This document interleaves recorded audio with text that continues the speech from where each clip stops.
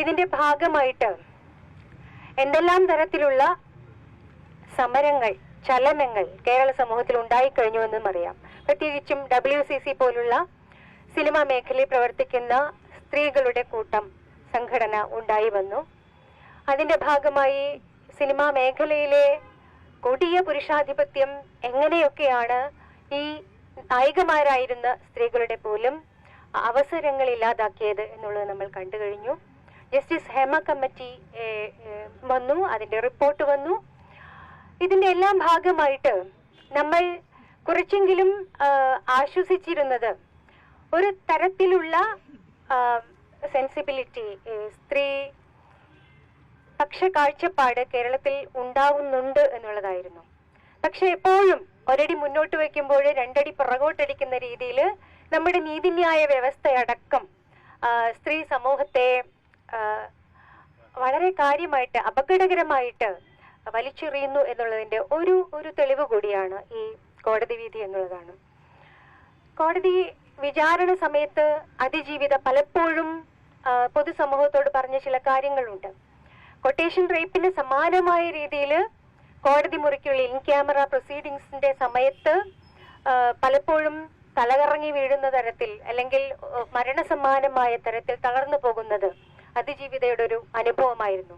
അതുപോലെ തന്നെ ഈ കേസ് കേട്ട ജഡ്ജിയെ മാറ്റണം എന്ന് സുപ്രീം കോടതി വരെ നമ്മുടെ അതിജീവിത പോയിട്ടുണ്ട്. അത് നിരസിക്കപ്പെട്ടു.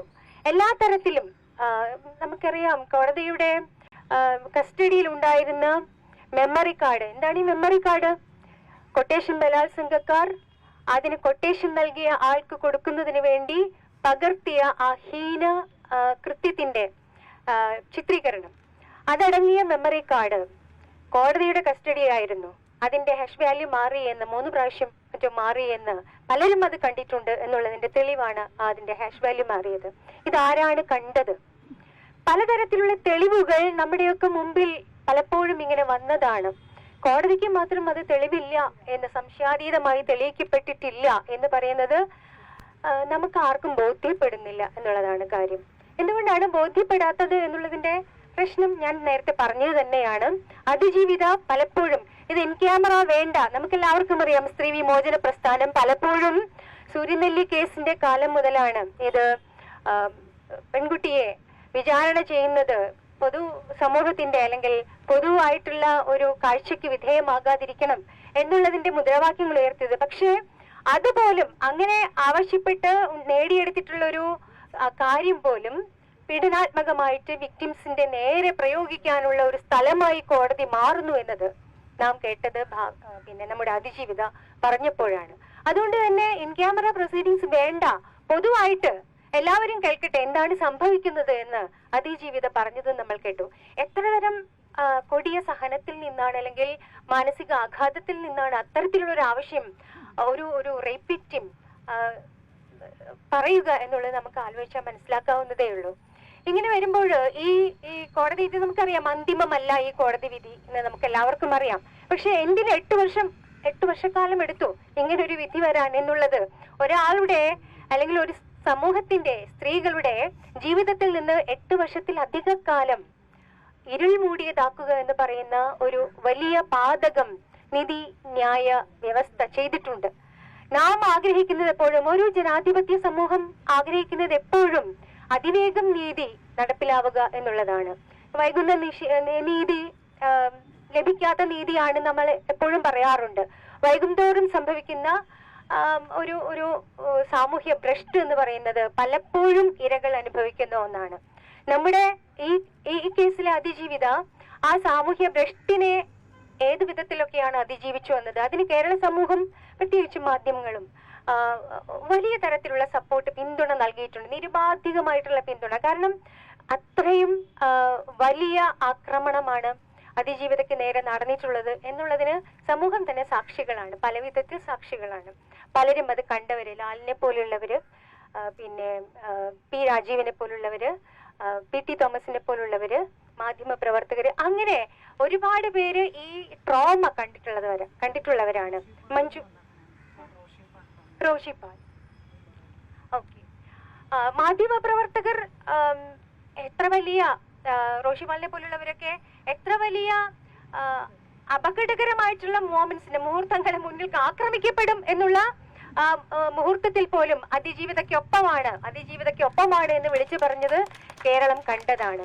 തീർച്ചയായിട്ടും ഈ കേസിൽ മാധ്യമങ്ങളുടെയും പൊതുസമൂഹത്തിന്റെയും സ്ത്രീ സമൂഹത്തിന്റെയും ഒക്കെ വലിയ പിന്തുണ അവൾക്കൊപ്പം ഉണ്ട് എന്നുള്ളതാണ് നമ്മൾ ആശ്വസിപ്പിക്കുന്ന ഒരേ ഒരു കാര്യം. ഈ സർക്കാരിന്റെ നിലപാട് അത് തുടക്കം മുതൽ തന്നെ അതിജീവിതയ്ക്കൊപ്പമാണ് എന്നുള്ളത് നമുക്കറിയാം. ഈ വിധി വന്നപ്പോഴും മേൽക്കോടതിയിലേക്ക് അപ്പീൽ പോകും എന്ന് അസന്നിഗ്ധമായിട്ട് പ്രഖ്യാപിച്ചിട്ടുണ്ട്. നാം ആഗ്രഹിക്കുന്നത് തീർച്ചയായിട്ടും ഇത്തരത്തിലുള്ള കോടതിയിലെ വിചാരണകൾ, അതുപോലെ തന്നെ കോടതിയിലെ ജഡ്ജിമാർ സംശയാതീതരായിരിക്കണം എന്നുള്ളതാണ്.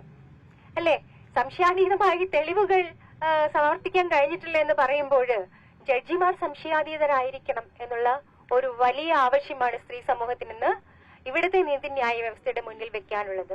ജഡ്ജിമാർ സംശയത്തിന്റെ നിഴലിലാണെങ്കിൽ അവിടെ നീതി നിഷേധിക്കപ്പെട്ടിട്ടുണ്ട് എന്നുള്ളത് തന്നെയാണ് നാം സംശയിക്കുന്ന കാര്യം. അതുകൊണ്ട് ഈ അതിജീവിതയുടെ മുന്നോട്ടുള്ള ജീവിതം തൊഴിൽപരമായിട്ടാണെങ്കിലും വ്യക്തിപരമായിട്ടാണെങ്കിലും ഒരു സാമൂഹ്യ ജീവി എന്നുള്ള രീതിയിലാണെങ്കിലും ഏത് വിധത്തിൽ മുന്നോട്ട് പോകണം എന്നുള്ളത് തീരുമാനിക്കുന്നത് ഒന്നാമതായി അതിജീവിതയും ഒപ്പം തന്നെ നാം എല്ലാവരും ചേർന്നിട്ടാണ്. ഈ സമൂഹം ഒന്നാകെയുമാണ്, സർക്കാരും സമൂഹവും സിനിമാ രംഗവും ഒക്കെയാണ്. പക്ഷെ നാം കാണുന്ന ഒരു ഭീകരമായിട്ടുള്ള കാഴ്ച എന്ന് പറയുന്നത് ദിലീപിനെ അനുകൂലിക്കുന്ന തരത്തില്, ദിലീപിന് സപ്പോർട്ട് നൽകുന്ന തരത്തില് ഒരു വലിയ പുരുഷാധിപത്യ ക്രിമിനൽ വലയം ഇവിടെ ഉണ്ട് എന്നുള്ളതാണ്. എത്ര പെട്ടെന്നാണ് സിനിമാ സംഘടനകളിൽ നിന്ന് വിലക്കപ്പെട്ടിരുന്ന ദിലീപിനെ എത്ര പെട്ടെന്നാണ് തിരിച്ചെടുത്തത്, എത്ര പെട്ടെന്നാണ് സ്വീകാര്യനായത്. അയാൾ സംശയാതീതമായിട്ട് കുറ്റവാളിയല്ല എന്ന് ഒരു കീഴ്ക്കോടതി പറഞ്ഞു എന്ന് വെച്ചിട്ട് അതിന്റെ തുടർ നടപടികൾ ഇനിയും നീണ്ടുകൊണ്ടിരിക്കുകയാണ്. പ്രത്യേകിച്ച് സർക്കാർ അപ്പീൽ പോവുകയാണ് എന്നൊക്കെ പ്രസ്താവിച്ചിട്ടും എത്ര പെട്ടെന്നാണ് ഈ കുറ്റവാളി എന്ന് നാം സംശയിക്കുന്ന അതിജീവിത അസന്നിഗ്ധമായിട്ട് പറയുന്ന ആളെ സിനിമാ ലോകത്തെ സംഘടനകൾ അല്ലെങ്കിൽ വ്യക്തികൾ ചേർത്ത് പിടിക്കുന്നതും പിന്നെ സ്പേസ് കൊടുക്കുന്നതും. ഇത് തന്നെയാണ് നാം ഭയക്കേണ്ട കാര്യം.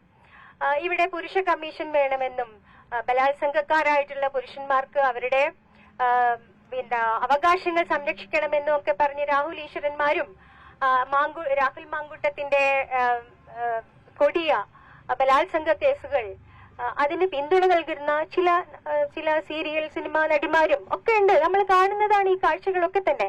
അപ്പോ നാം ജാഗ്രതയോടുകൂടി കരുതിയിരിക്കേണ്ട കാര്യം എന്ന് പറയുന്നത് ഈ ഒരു പുരുഷ പക്ഷത്ത് നിന്നുകൊണ്ട്, പുരുഷപക്ഷം എന്ന് ഞാൻ ഉദ്ദേശിക്കുന്നത് അക്രമാസക്തമായിട്ടുള്ള പുരുഷപക്ഷത്ത് നിന്നുകൊണ്ട് പുരുഷന്റെ അവകാശത്തിന് വേണ്ടി വാദിക്കുന്ന ഒരു വിഭാഗം കേരളത്തിൽ ഉണ്ടാവുന്നു എന്നുള്ളത് അപകടകരമാണ്.